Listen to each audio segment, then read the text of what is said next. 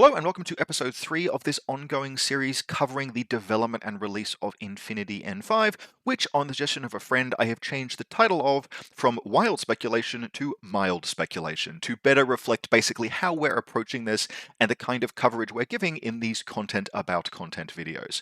In this episode, we're talking about two things. Firstly, the Bostria interview with Dice Gods Wargaming, which was released very recently, yesterday or this morning, and a couple of the other bits of content that Corvus Belli has put out, and then focusing in particular on the combined army in Infinity N5, now that we have their full roster. Combined army is the first roster in full that has been released by Corvus Belli, showing what they'll look like in the next edition, and there are a lot of conclusions we can draw from that. Now, just for clarity, I don't intend to cover, firstly, the entirety of the interview between Carlos and Dice Gods Wargaming, or in fact, every interview or seminar that Carlos or Corvus Belli does, because kind of by definition, they're going to repeat and reuse a fair bit of content in these, because there's only going to be so many talking points that can be released in any individual video or piece of information. We're going to focus on stuff that is novel or new, and so for the remainder of this video, we'll be really talking only about things that either we know is new, or which we haven't heard about before, or which recontextualizes stuff that we'd heard about before. We're also only going to be talking about N5 and N5 rules, but the interview is really worth a watch. Carlos talks a lot about things like what's happening at Corvus Belli, how the company is growing, their growing maturity. And so the content in the interview about how they have approached designing and approach delivering product for Infinity N5 is actually really interesting to me. Now, it's not going to be for everyone, but just in general terms, I like to know that the company is showing increased maturity, they understand how to run their business better, and we can see that not just in how they are choosing in this edition to approach delivery of introductory product for new players, but also just when we get to the combined army list, you'll see that every unit basically has a model that you can buy. And so, while we won't dwell on this extensively, I do encourage you to go and take a look at the interview. There is a URL there on screen, but I will also put one in the video description below to go and click on and take a watch. It's an hour and a bit, and Carlos, as always, is a very engaging speaker, as is Dice Gods Wargaming. So, getting into the first significant new rule and rules development that we have from this video, and putting it in the context of the profile for the Hatamoto Imperial Guard that was released earlier this week, rules around no cover, limited cover, and nano screen in Infinity N5. And it's actually this rule that drove me to make this video and release it today, because when the interview with Carlos dropped, there was immediately a game of Chinese whispers that, not to put it too softly, drove me absolutely fucking mad. Some very well-meaning people chose to summarize the video and put those summaries up online, and those summaries did not particularly well communicate exactly what was talked about, and that led to other people getting mad that now cover was going to work differently in N5, and that we would have to differentiate pieces of cover on the tabletop between providing full cover and limited cover, which was nuts and insane. And when I read it, I thought, that doesn't sound like something that Corvus Belli would do. I'd better go and watch this interview. So I have, and I'm now here to tell you about some interesting rules that will be on profiles in Infinity N5. First thing to note, cover does not appear to be changing in Infinity N5. There is just going to be cover. If you have cover, you have cover. Yes, there will be the usual distinction between full and partial cover. You can't shoot a model that is in full cover. A model in partial cover imposes a -3 to enemy ballistic skill and a -3 to enemy possibility of survival when being attacked. That's just the usual rules for cover from Infinity N4. Now, what these rules are about is really more about how things like impetuous is changing in Infinity N5. So there are 3 rules in particular we're going to talk about, plus impetuous to an extent. The first is a rule that appeared on the Hatamoto Imperial Guard, which is no cover. No cover means this troop does not benefit from partial cover. So enemies don't get the -3 to hit or -3 to possibility of survival when attacking this model. Now, in the case of the Hatamoto specifically, the penalties from a nano screen will effectively mimic the penalties of cover. So the Hatamoto Imperial Guard is not going to be suffering significantly. Basically, the nano screen is going to be giving it all of the benefits that cover would. And it's also worth noting that nano screen will be written in a way where it doesn't stack with cover. So despite having no cover, the Hatamoto Imperial Guard really just is a nano screen unit. There is also going to be a rule called limited cover, where a trooper with limited cover gets only limited benefit from cover. In this instance, enemy troops don't suffer a -3 to ballistic skill when attacking you, but you still get the protective penalty, protective bonus to your armor, or more accurately, you still inflict the penalty to damage, possibility of survival, against enemies attacking you. So, for example, a model with limited cover, if you shoot it in a good range band, you'll get +3 to hit. You won't suffer -3 to hit, but then you will suffer -3 to your weapon's PS, which means that you get the armor bonus or effective armor bonus from limited cover. Now, there's a few things I'm going to talk about that we can infer from this. Then I'm going to talk about why I really like this. So, firstly, we can infer a few things from this. Impetuous and Frenzy are now effectively purely beneficial rules because we are not going to see no cover as a nested part of Impetuous. No cover being part of Impetuous was one of the few remaining nested rules in Infinity N4, and it's interesting to see them draw that out in Infinity N5.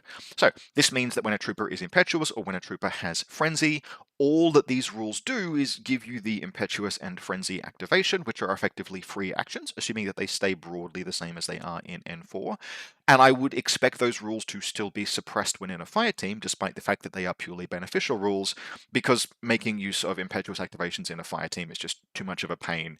From a rules and play perspective, there is a good reason why free extra activations on linked models is best suppressed.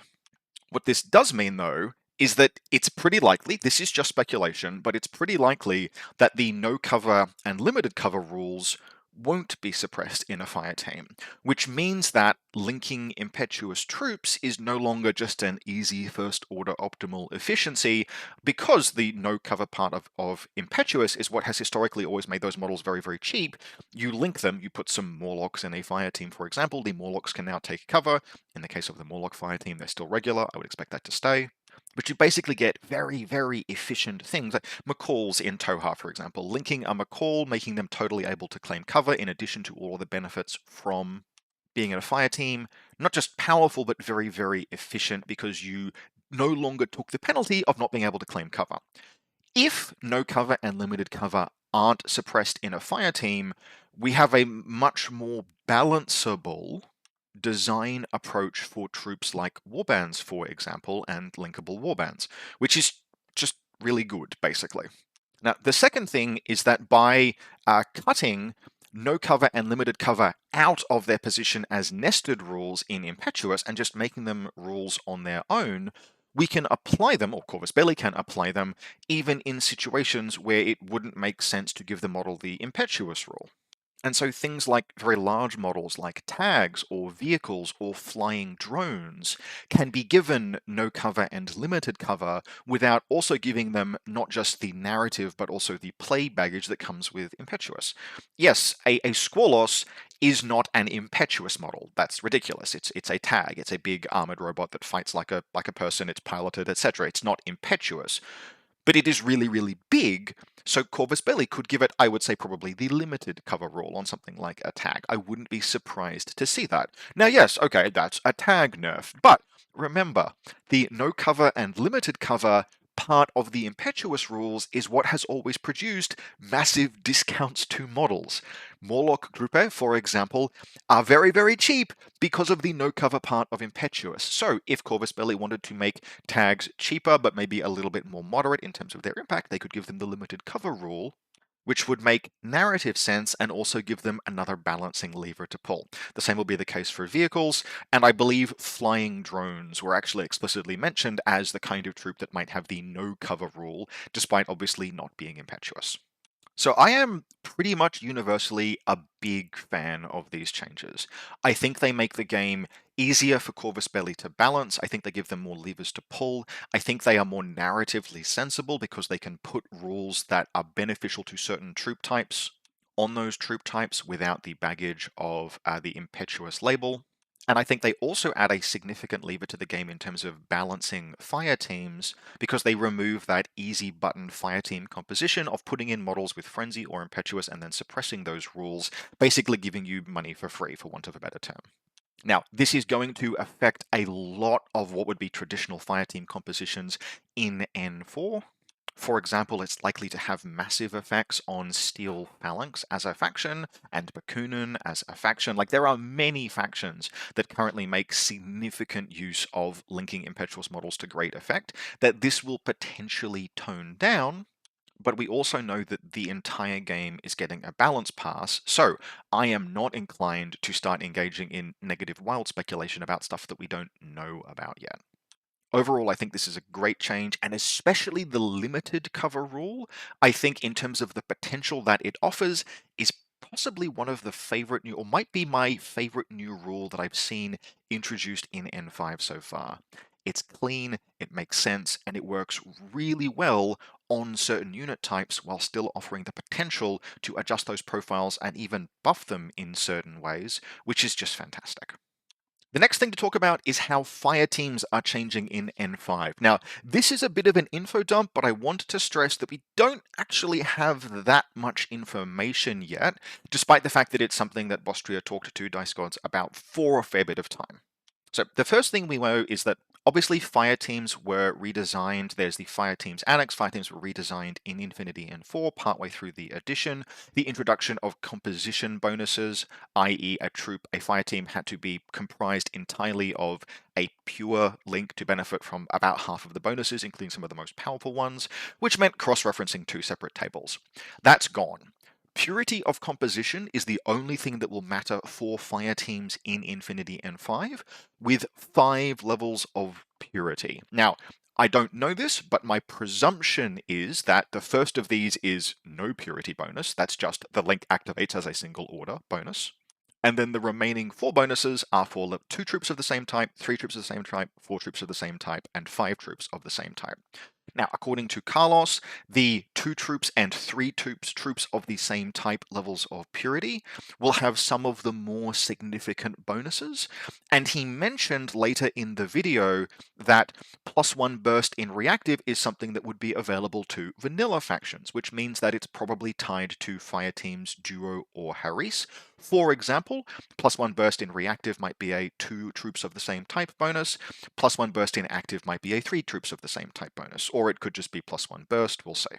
Now, overwhelmingly what this means, and what Carlos went to great lengths to point out, is that Link Soup fire teams with just like 1 Fusilier and then 4 wildcard troopers is something that they want to disincentivize. There would be no bonuses for that kind of troop other than just activating as a single order. Now, what's not clear is whether having any wildcards at all will break purity bonuses, or if you just count the number of models in the link that count toward that composition bonus. So, for example, does a link of 4 moderators and 1 riot girl count as having 4 troops of the same type, or does it have no benefit?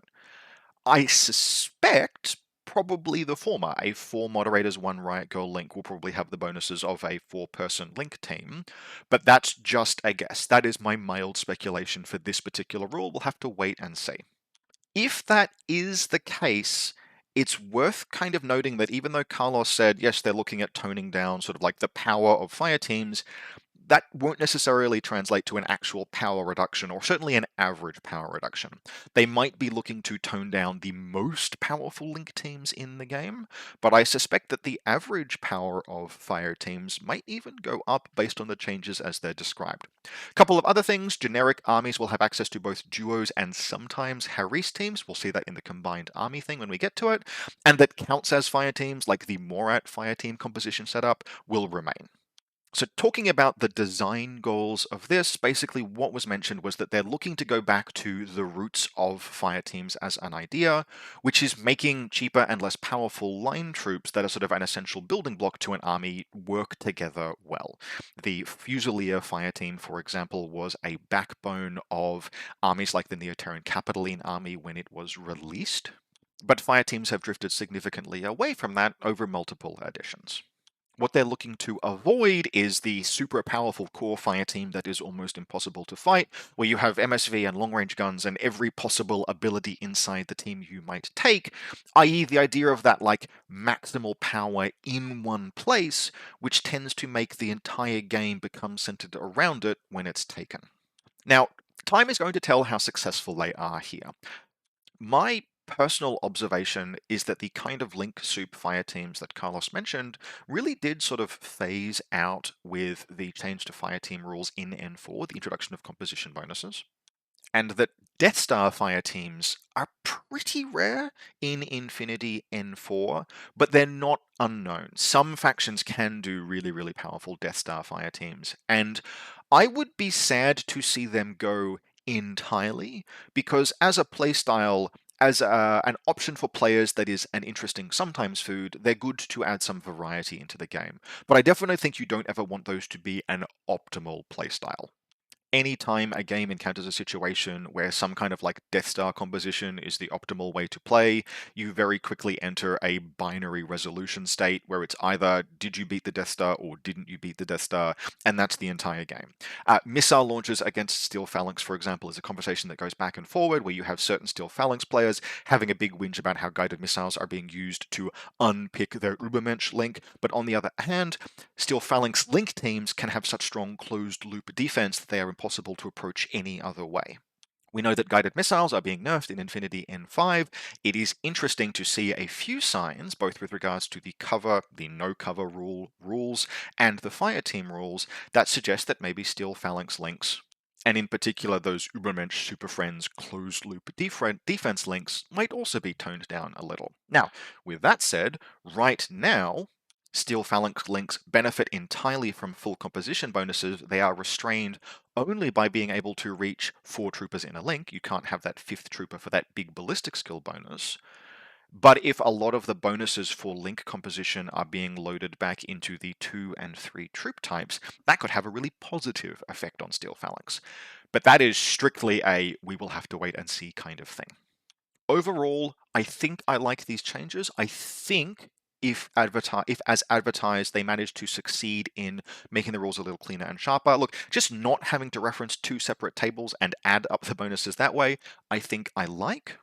But I do hope that we have a situation where we just count how many troops add to the composition bonus of a link, rather than doing that check to see if the link has a composition bonus at all, and that composition bonus is broken by having a wild card in there. I don't think I want to see that. I think in the example of 4 moderators and 1 riot girl, I'd really like that link to have the bonuses of 4 moderators. Now, a few final points just in the general sort of update stuff. Who's staying, who's changing, and who's leaving. Firstly, non-aligned armies are still going to be a thing, but some mercenary companies will be merging together. Carlos did kind of note that, in his opinion, when JSA moved to their own faction, you really could have just clean slated NA2 and got them out of the game there, but they are choosing to keep them in the game. Toha are staying in the game, but Spiral Core are not going to make it into Infinity N5. Now, that was all the information we got there, but given that there are a number of Spiral Core models in circulation, it would be interesting to see if, for example, some of them make their way into Toha. I think that's a strong possibility. I don't know if I would expect Helots in Toha, for example. That would be kind of good. But we might see stuff like Tagma and some of the expanded Kriegel profiles, etc., make their way there. We also know from a separate video that was released that there are going to be 50 new troops total added to the game, which means about 5 to 6 new troops per faction, kinda depending. I don't expect that to be evenly spread. For example, I don't expect Toha to get particularly many new troops, but I do expect JSA to get lots of new troops, because there are multiple sectorals that are being built there. So I don't expect those 50 new troops to be distributed evenly. Don't necessarily expect 5 or 6 new troops for your faction, just that there will be plenty of new profiles in the game. Carlos also spoke in the interview about basically how they are doing reconsideration and balances of profiles, and there are 3 things that might result in a profile getting significant attention paid to it as part of the N5 redesign. The first is just balance. They're doing balance passes across a lot of the game based on the use of miniatures and their success rate in events. So, for example, is a miniature doing very, very well, and this is data that Corvus Belli has based on the use of OTM and Army, etc. Is a miniature popular, and is it seeing success? Okay, that's data point that can be used as part of balancing. But also, is a unit not being used at all? One of the profiles that we're going to see retained in Combined Army is Kodali, for example, and I would say that Kodali is probably not seeing a ton of use in events. So the fact that she is staying in Combined Army in N5 might draw some attention to her from a balance perspective. There are also going to be a lot of changes to profiles to accommodate rules changes in N5. For example, no cover, limited cover, etc. Those are rules, if applied to a trooper, that would see the trooper redesigned or redeveloped or rebalanced. And then finally, new miniatures are going to be coming out that include miniatures for existing models or regiments, which will also potentially result in a profile redesign. Now, this is me connecting two dots. This is not something that was explicitly said, but one of the things that was talked about when talking about the company's development and maturity and how they approach things like product delivery is that metal is getting more and more expensive, and the Mega Reaper Guard is not a miniature that they can keep selling as it currently is. If you own a metal Mega Reaper Guard, you will know that there is an awful lot of metal in that miniature. They need to move that to one of their new production methods. That means designing a new Mega Reaper Guard miniature. If they're designing a new Mega Reaper Guard miniature, that is an opportunity to consider the weapons that it has, like what goes into the design there, and then potentially redesign the profile accordingly. Please remove the 360 visor from the Mega Reaper Guard. And then finally, we know that not every sectoral will make it into Infinity N5. This is something that's already been covered. They consider 3 to be the optimal number of sectorals per faction. Carlos kind of did talk about how there's just a lot of armies in Infinity N4 right now, and maybe that number needs to be reduced, and fair enough. And then finally, just as a little point, this is more of a sort of community goodwill kind of thing. Although, obviously, I expect basically all of us to move to playing Infinity N5, all of the N4 rules will remain online as PDF legacy content for anyone that wants them. Now, Carlos mentioned this as you can continue to play the old edition if you want to, but realistically, I think these are most useful kind of just as references. Having access to that history and what was in the game is just kind of nice. And although you can still find some of the old, like N2 rules, for example, those are very difficult to track down these days. And if you ever want to take a wild trip down memory lane, go and have a look at some of the rules for equipment and miniatures and how everything was framed in Infinity N2, because some of it is wild as hell. And so just keeping those rules available online as PDFs, relatively low impost to the company, but it is a nice thing to do, even if realistically it's not going to, I do not expect the N4 army PDFs and rules PDF to actually be used to play Infinity N4. Okay, and with that, on to the combined army part of this video. We'll be talking about combined army in Infinity N5 based on the video that Corvus Belli put out on their YouTube channel showing us the full roster for the combined army in Infinity N5. I've also drawn some of the information in from the Carlos Belli interview, which is kind of on screen there now. So, okay, what do we see in combined army N5? Firstly, some of the interesting stuff in terms of the broader effects on the faction.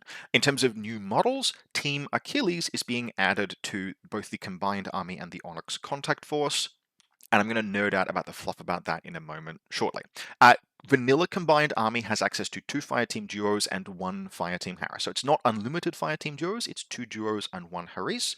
But given that we know that there are likely to be some actual bonuses associated with pure composition Fireteam duos, that's actually potentially really interesting. Adding linked burst bonuses in active or reactive to vanilla armies is something that they otherwise wouldn't have had access to before, and represents a pretty significant change to how you can build or create vanilla armies in Infinity generally. We also know that Onyx, Morats, and Shazvastii Heart Drink are all staying, which is basically in line with the philosophy that 3 fire teams is basically the correct number. Now, just as a note, because we saw all of the teasers about how Pandora had turned Achilles and Achilles, etc., and there was a lot of community discussion about that. I didn't expect this, but I love the lore here. I really love some of the lore. And this is stuff we saw mostly just from the interview where this is stuff that Carlos talked about, where how following the events of Ensong and the truce, the ceasefire between the evolved intelligence and the human sphere, the EI now has a seat in the O12 Senate and a say in governance.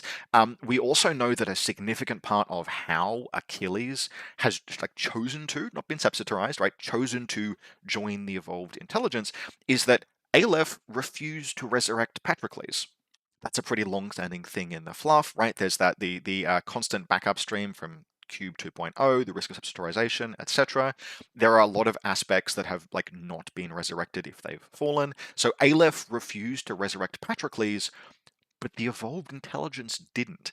And so the resurrection of Patroclus by the EI is something that formed a significant part of convincing Achilles to join the combined army. This is the temptation of Achilles by Pandora and Pandora's long-term goals. If you go onto like humansphere.wiki and take a look at Pandora's fluff, like the seeds are all there. We know that Pandora thinks in terms of like mass numbers and mass casualties and long-term goals, and her overall goal is the survival of humanity. Like this is great stuff. I also really like something that Carlos mentioned, which is very explicitly that Achilles hasn't been sepsitarized. He's joined the evolved intelligence and the combined army of his own free will, and as much as the EI is using him as a poster boy, Achilles has his own priorities, including making sure that the evolved intelligence engages positively with humanity and acting as a potential check on the EI. Now, Achilles might be capable of playing 4D chess here, but the EI itself is on an entire another level. So, who is being played and who isn't here, that's some of the great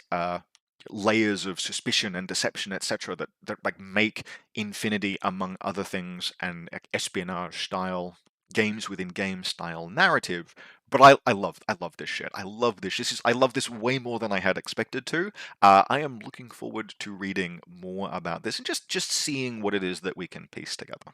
Now, in terms of the actual N5 army roster, it was in a video released by Corvus Belli. You can see it on screen there. This is the trimmed down N5 roster. Now, something like 30 profiles have been removed from the combined army, which sounds massive, but it's not. It's actually really not, and I think the fact that it's not says something about how bloated vanilla factions had gotten. So, in terms first of notable additions, yep, we can see Team Achilles there. Pandora, Achilles, Tusa, that's meant to be Drakios. Drakios is the dragon of Team Achilles, and then Patroclus. So Patroclus has been resurrected by the EI.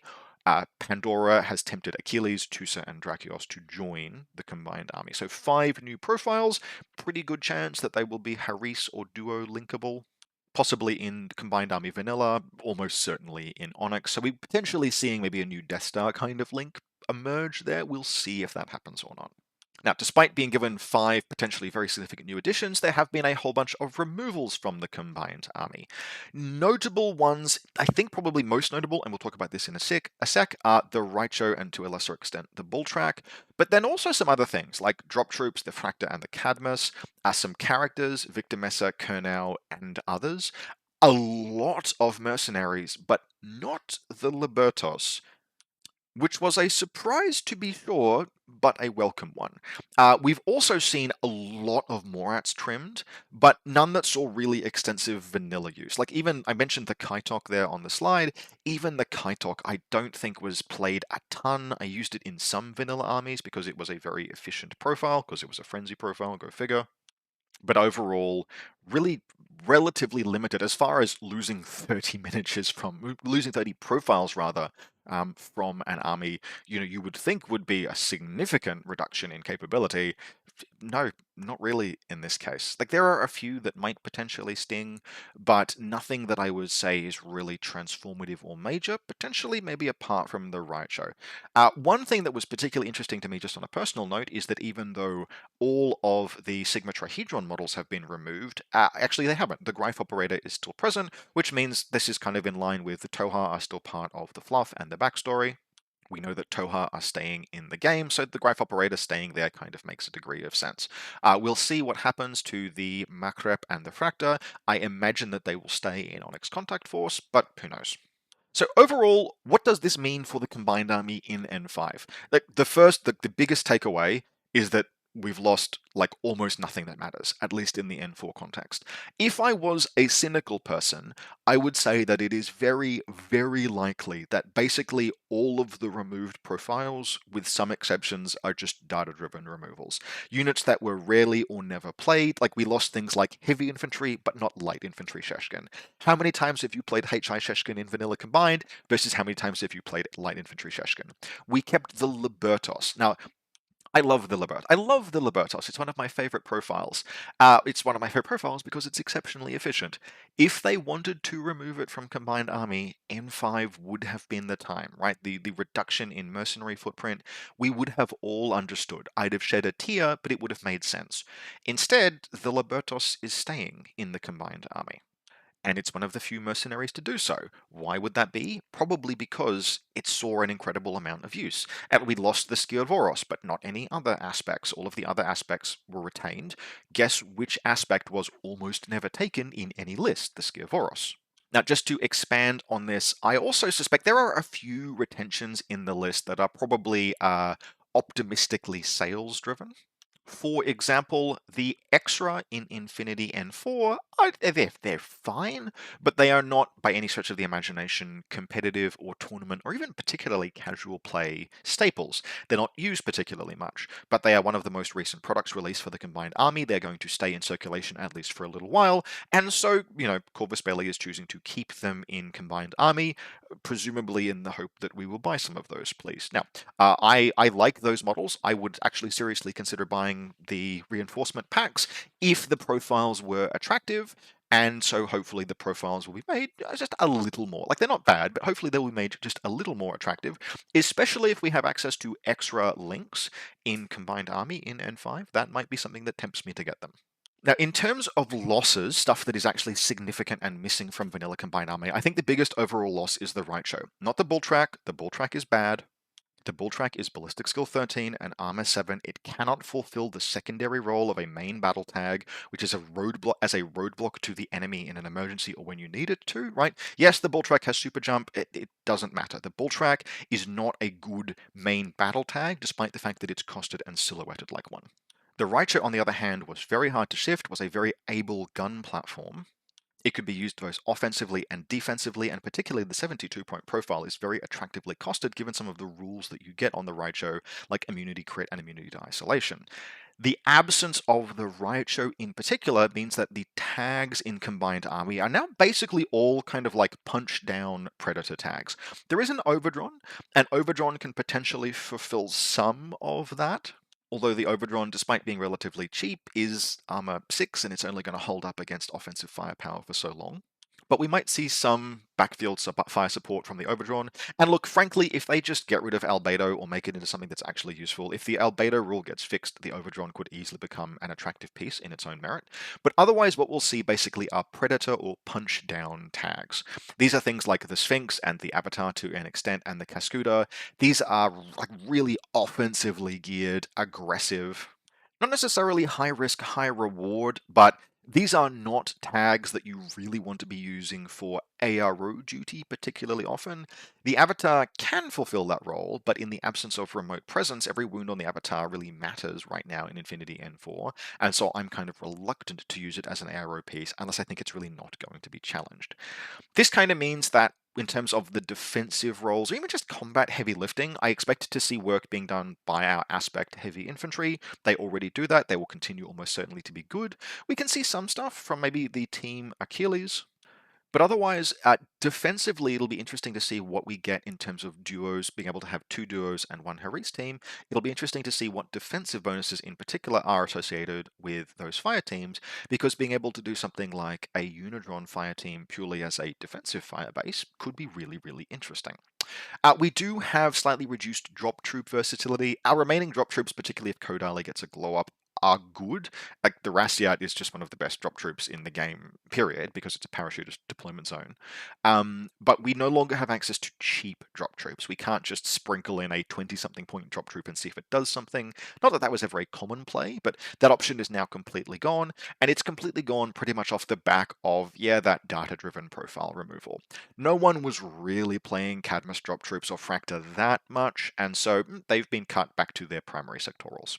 Now, overall, without having seen any of the fire team composition bonuses that we will now have access to, or anything in terms of the profiles that we will get from Team Achilles, my overall take is still really quite optimistic, particularly if there are any useful bonuses from Duo and Haris teams, given how intact our overall roster of troops is. Like, virtually nothing apart from the Raichu that was really, really meaningful has been lost. And that means that despite the fact that we are down a net of something like 25 odd profiles, Combined Army is almost fully intact. Everything is still there to play the low end of the game and the high end of the game really, really well. Like all of the cheap warbands, all of the good warbands, Dadarazi, the aspects, we're getting Achilles in there as well. We've still got Sheshkin, we've still got Umbras, yeah, we've still got Norkias if he's your jam. These were all profiles that, at least in Infinity N4, are just absolute power players. Now, yep, balance to profiles can change everything. Who knows? Like, there's always stuff that can change when an edition flips, nerfs and buffs, etc.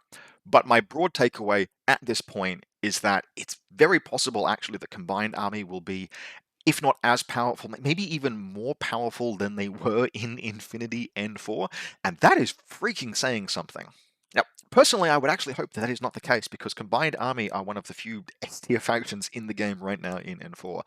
I suspect that at minimum they will be a strong A tier faction based on what we know already, and it will really just be how the rest of the game changes around them, and all of those broader profile tweaks and changes that make a significant difference in their power level overall. It's far, far too early to make the call. Combined Army will be S tier, but the things that we can see about them so far, if you're a Combined Army player, a lot of reason to be quite optimistic. Now, that wraps up this video. No end slide here. We're going to call this in just a few minutes. But I'm very interested to hear in the comments your take on any of the things that were discussed. How do you feel about the no cover, limited cover rules? How do you feel about the little bit that we know about link teams so far?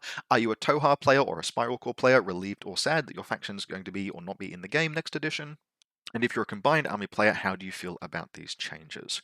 In terms of the next video, who knows, maybe there'll be a ton of content to cover about this next week, but one of the videos I am planning to do, and which we might see next week, is a how to survive the transition to the new edition kind of video. This is actually something that I considered doing back when N4 dropped, but my thoughts about it weren't fully formed at the time, but this is now definitely no longer my first time, and I have a few observations about what the first few months of the edition are likely to be like, and how to get through what I would call the red deck wins phase of the meta development. So stay tuned for that. Maybe this time next week, we'll see, unless there's more stuff to cover or something else that I need to talk about. But do definitely let me know in the comments if that's something you'd be interested in hearing. Otherwise, as always, I hope very much that you enjoyed this, and I'll see you next time.